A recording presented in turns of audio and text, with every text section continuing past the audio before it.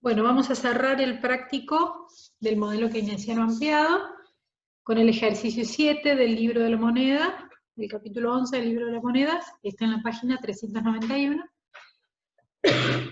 Y luego con el ensayo B1 de las notas de cátedra. En el ejercicio 7 tenemos datos de los componentes de la demanda agregada. La función consumo, 100 más 0,8 del ingreso disponible, esto quiere decir hay que restar los impuestos. La función inversión, inversión autónoma, 150, menos 800, la sensibilidad de la inversión en la tasa de interés. Los impuestos consisten en una alícuota al ingreso y el gasto público en 100. Y se da la expresión de la LM directamente. Se pide encontrar el ingreso de equilibrio. Antes de eso hay que encontrar la expresión de la IS, que es esta. Y antes, para encontrar esta expresión, necesito identificar el multiplicador del mercado de bienes, alfa, y la demanda agregada autónoma. ¿En qué consiste la demanda agregada autónoma? En el consumo autónomo, la inversión autónoma y el gasto público. Es decir, 100 más 150 más 100, es decir, 350. El multiplicador, por su parte, como no tenemos exportaciones e importaciones porque la economía es cerrada, va a ser 1 menos C por 1 menos T. O sea, 1 sobre 1 menos 0,8 por 1 menos 0,25. Si operamos, llegamos a un valor del multiplicador de 2,5. Reemplazamos alfa 2,5 por 350 demanda agregada autónoma, más 2,5 de nuevo, por la sensibilidad de la inversión en la tasa de interés, por R. Y nos queda la expresión de la IS. Podemos igualar esta expresión a la de la LM, igualamos ingreso de la LM con ingreso de la IS y vamos a despejar obteniendo una tasa de interés. 750 más 1000R sería la expresión del ingreso según la LM, y 875 menos 2000R es lo que acabamos de identificar como expresión de la IS. Operamos, fíjense que nos queda solamente para identificar el valor de R. Nos da un valor de equilibrio macroeconómico, ISLM, de 0,042. Para encontrar el ingreso de equilibrio podemos reemplazar en la IS o en la LM. Lo que yo hice fue reemplazar en la IS, operé, y obtuve 791,67. Ese valor y el valor de la tasa de interés de equilibrio representan ambos el equilibrio macroeconómico, es decir, el equilibrio simultáneo del mercado de bienes y mercado monetario. El punto B, partiendo de este ingreso de equilibrio, nos pregunta si hay superávit o déficit en el gobierno y de qué monto, cuantificar.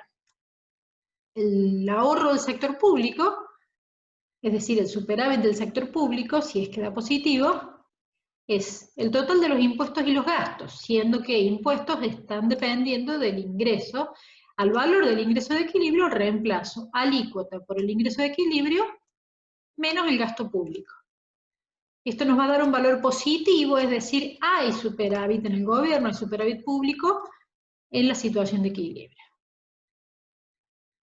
Seguidamente, plantea si el gasto público se incrementa en 100, o sea, una política fiscal expansiva, qué función se desplaza y cuantificar el desplazamiento.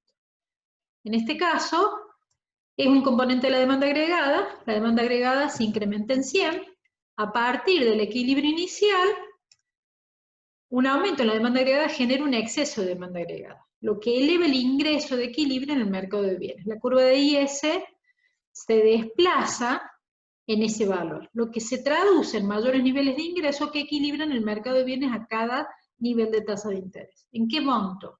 Y el multiplicador por el incremento en la demanda agregada, que es el incremento en el gasto público. O sea, 2,5% que nos da 250. Hasta ahí hubo un desplazamiento de la IS en ese valor.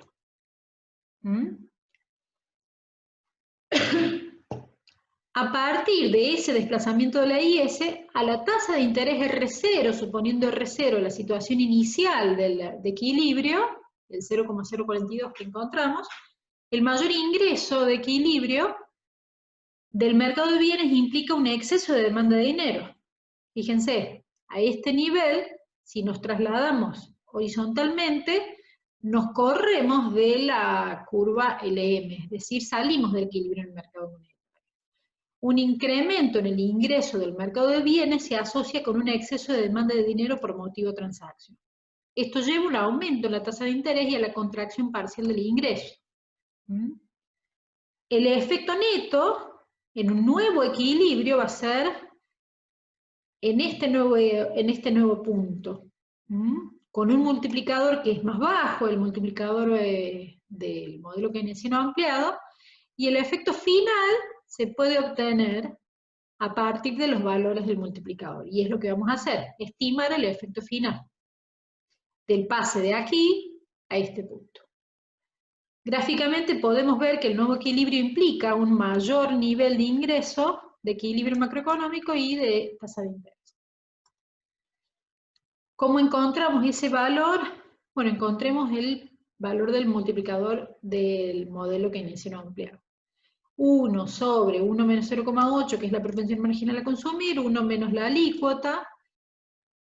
Fíjense que si la misma función LM nos permite despejar 750 como la oferta y nos va a quedar planteado como oferta de dinero 750 igual a demanda de dinero, donde la demanda por transacción va a ser Y, es decir, la sensibilidad respecto al ingreso es 1, y menos 1000 va a ser la sensibilidad frente a la tasa de interés. Reemplazo 1 y menos 1000.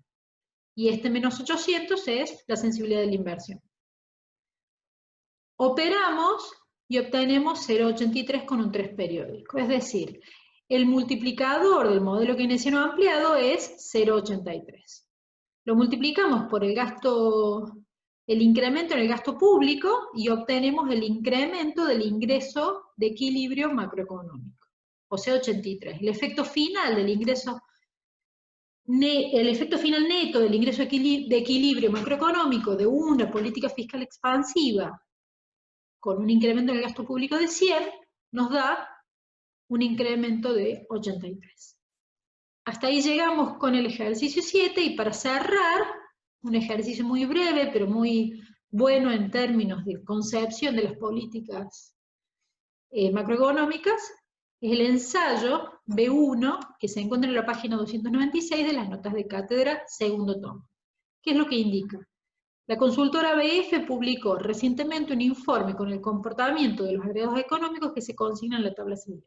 Lo que hay que hacer es comparar los valores entre primer trimestre de 2024 y primer trimestre de 2025 y explicar la razón de estos cambios. Bueno, primero podemos ver que el ingreso aumenta. También podemos ver que el desempleo cae. Podemos ver que el consumo aumenta, que la inversión se mantiene entre 32.400, que el gasto público aumenta, esto ya nos da la pauta de que hay una política fiscal expansiva, que las exportaciones se mantienen constantes, que las importaciones crecen en 8.203, que la oferta de dinero también crece, con lo cual también sabemos que hay una política fiscal expansiva, y que la tasa de interés se mantiene constante. Entonces, ¿qué pasó aquí? El punto de partida para el análisis es ya saber que estamos trabajando con una política fiscal expansiva de incremento de gasto y con una política monetaria expansiva. Ambos se combinan y ambos son efectivos en términos de la expansión del ingreso de equilibrio. ¿Cómo sé que son efectivos? Porque si lograron incrementar el ingreso y algo más, que lograron hacerlo sin elevar la tasa de interés. Fíjense que sigue estando en 7,5%. Esta combinación de ambas políticas fiscal expansiva y monetaria expansiva se conoce como política acomodaticia, al acomodar la tasa de interés y lograr incrementar el ingreso. Ahora, ¿qué pasa con el resto de las variables? Bueno, gráficamente una política fiscal expansiva desplaza la IS a la derecha y la política monetaria expansiva desplaza la LM a la derecha. ¿En qué cuantía? Y bueno, se grafica pensando que la tasa de interés se mantiene constante. De esa forma van a lograr un incremento en el ingreso sin modificar la tasa de interés. El aumento del ingreso produce una caída en la tasa de desempleo. Porque aumenta el nivel de actividad. A su vez produce un aumento en el consumo y un aumento en las importaciones. Se explicaría esto, esto y esto. A su vez, que la tasa de interés no se haya modificado, que se haya mantenido, eso estabilizó la inversión. Fíjense que la inversión se mantiene en 32.400. Y por último, podemos decir que las exportaciones no aumentaron, se mantienen en 31.000. En realidad sí hay una pequeña modificación, porque son exógenas en el modelo. El nuevo equilibrio se resume en un mayor ingreso de equilibrio y en la misma tasa de interés.